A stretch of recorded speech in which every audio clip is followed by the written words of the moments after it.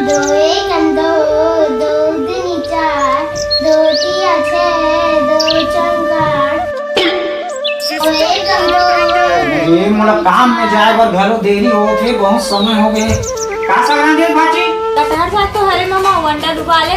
अंडा घर में उबाले हर आते मजा नहीं भाजी, जल्दी भात निकाल के ला मोर पर। पापा मैं भात खाऊंगा।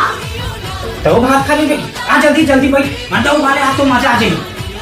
आज तो मजा आ जाएगी, चलो जल्दी लाओ भाजी, बहुत दिन से भूख लगा। हे भगवान तेरी लीला अपरंपार है।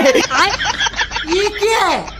हाय कैसे हो भाजी? ये अंडा मुसवा उतर गई कि पोलियो हो गए हो?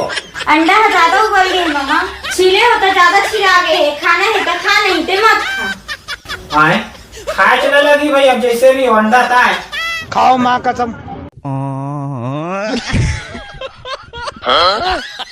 बेटी वहाँ तक उतर उड़ा। दुनिया में बेटी पढ़ा बेटी बचा भारत है, एकदम छूटा पर अंडा चला खाओ। दादा एकदम से छूटा खस मामा।